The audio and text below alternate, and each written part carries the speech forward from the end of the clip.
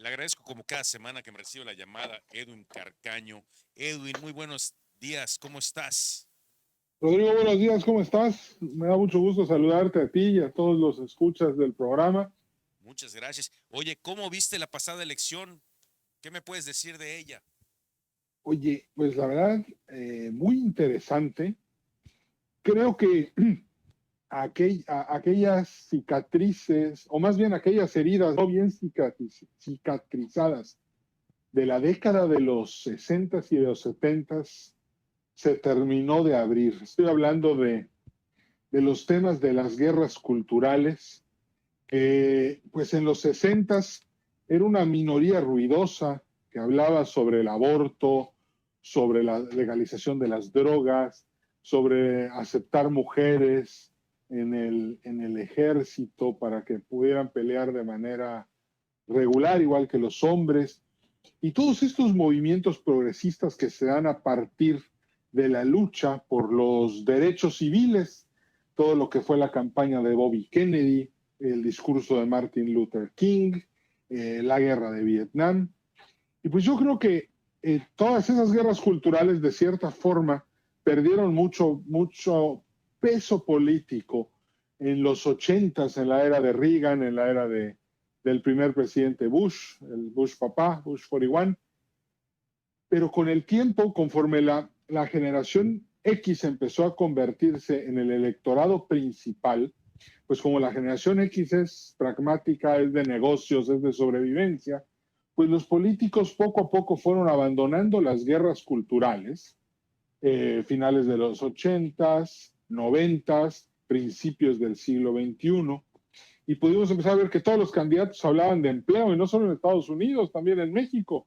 El discurso de Fox, en el cual la generación X votó completa, pues fue un discurso de mejor empleo, mejor trabajo, mejor administración, y dejó fuera todos los temas de demagogia, todos los temas de políticas sociales para concentrarse en la productividad, en la eficiencia, en la eficacia. Y así fue en Estados Unidos, así fueron los gobernadores de Estados Unidos en su momento. Las guerras culturales se apagan. Pero de repente en el 2016, con la llegada de Hillary Clinton a la elección y Donald Trump, pues tenemos a dos veteranos de las guerras culturales de los 60, dos baby boomers, que volvieron a poner en la agenda política otra vez los temas de las guerras culturales. Cabe aclarar que Hillary Clinton, desde que aparece en la elección de su esposo en 1992, pues ella siempre tuvo en su agenda, su carta de presentación era aborto legal para todos y pagado con fondos del Estado. Y eso hizo que en su momento, pues, era una minoría la que estaba dispuesta a escuchar eso. Pero pues el tiempo va pasando y las prioridades van cambiando. Prueba de ello es que cuando llega a la elección del 2016, muchas de las personas que hubieran votado en contra de ella, si ella hubiera sido la candidata en el 92, estaban dispuestos a votar por ella. ¿Por qué? Porque las guerras culturales ya estaban empezando a revivir en la sociedad de Estados Unidos y también ya estaban echando raíz. Y eso ocasiona que, que en la otra esquina, teniendo a Donald Trump, pues de repente tenemos un conservador en contra de una candidata liberal. Entonces, los puntos de vista son tan opuestos que el pueblo tiene que radicalizarse a la hora de votar. Porque si eres pro aborto, estás en contra del consumo de la carne y quieres legalizar las drogas, pero al mismo tiempo tienes un negocio y quieres que este florezca, pero no, en automático la gente empieza a votar en términos de valores. Entonces, en automático tu voto es por Hillary Clinton. En cambio, si eres una persona que es pro vida, que quiere que sus hijos vayan a escuelas religiosas y tengan y sean y se les enseñe de una manera muy tradicionalista, familia heterosexual, pues es imposible que entonces votes por Hillary, hubieras tenido que votar por Trump en automático.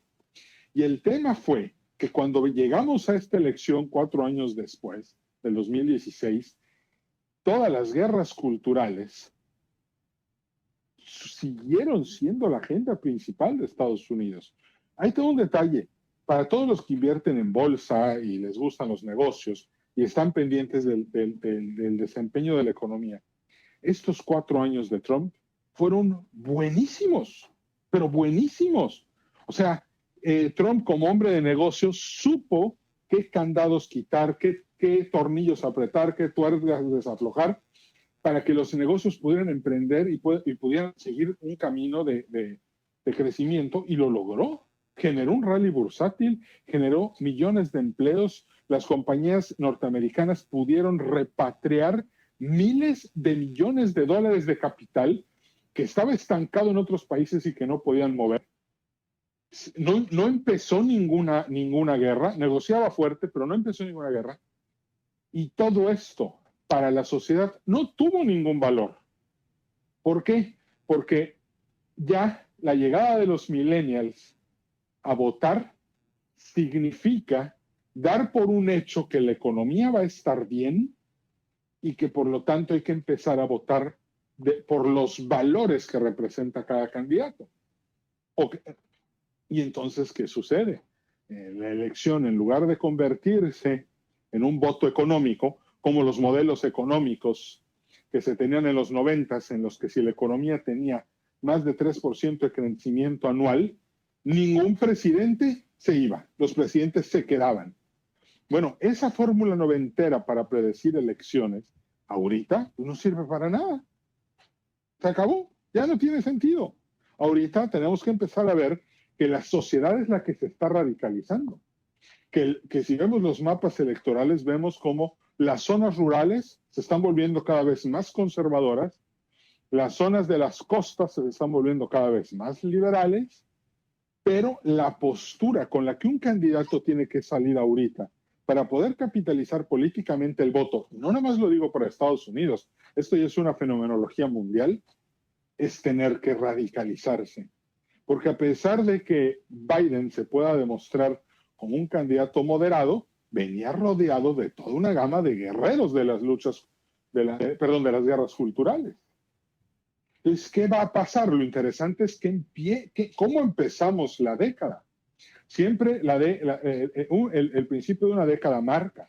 En los 40 la Segunda Guerra Mundial, en los 50 la Guerra de Corea, en los 60 el asesinato de Kennedy, en los 70 abandonar Bretton Woods y los problemas del petróleo, en los 80 la llegada de Reagan, el calentamiento de la Guerra Fría, en los 90 la caída del muro de Berlín, el siglo XXI, los ataques del 11 de septiembre, esta década que termina con el crack financiero, bursátil y de inmobiliario del 2008-2009. Es ahorita que estamos viendo.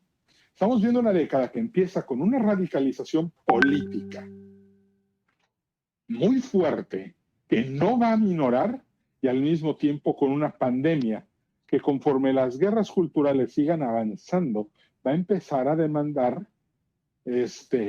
soluciones más drásticas. Ahorita tal vez todavía no sea bien visto, pero eventualmente los líderes van a tener que radicalizar sus posturas ante todo para poder capitalizar entonces el voto. Y esa es la década que está empezando ahorita, una década que además tiene nuevos nacionalismos, o sea, la reacción regionalista es muy nutrida, una economía a la que se han inyectado ya trillones de dólares para mantenerla funcionando en medio de la pandemia, que eventualmente es deuda, no sabemos en qué se va a convertir, se va a pagar rápido, se va a tardar 40 años en pagarse, ¿cómo va a funcionar? Y tenemos también un mundo en el que el multipolarismo está avanzando de una manera drástica. ¿Por qué? Porque el orden de la Segunda Guerra Mundial que nos dio este surgimiento institucional que se vivió a mediados del siglo XX, pues hoy ya no está. Entonces, esta década es muy retadora. Casi podría decir que en estos próximos 10 años, el orden mundial que va a regir los siguientes 100 lo vamos a vivir en estos próximos 10 años. ¿Quién es el que la va a pagar más dura? Pues definitivamente los que pertenecemos a la generación X. ¿Por qué? Porque estamos en el, digamos, en el mejor momento de nuestras vidas, pero también en el momento más difícil de la historia. A diferencia de los millennials, que cuando lleguen a nuestra edad van a estar en una etapa mejor, o los baby boomers que estuvieron mejor que nosotros en los 80s y en los 90s, cuando habían muchísimas más, era mucho más fácil generar recursos. Entonces vienen épocas difíciles, interesantes. A esto hay que verlo pues, como estoicos, desde un punto de vista divertido, filosófico. Los X somos muy buenos en ver las cosas con sarcasmo para reírnos de ellas y salir adelante, pero creo que eso es lo que nos está definiendo la década del 2020 al 2030. Políticos radicales, posturas ciudadanas radicales, política exterior unas políticas exteriores también radical. Entonces, creo que esto se va a poner muy interesante. Veremos cómo va caminando esto y cómo vamos enfrentando esos nuevos retos, Así mi es. estimado Edwin. Así es. Te agradezco muchísimo tu participación. Bueno, nos escuchamos la próxima semana aquí desde Mérida. Muchas gracias, Edwin. Claro que sí, Rodrigo. Buenos días y que estén muy bien. Saludos a la audiencia. Nos vamos a un corte y volvemos aquí desde Mérida.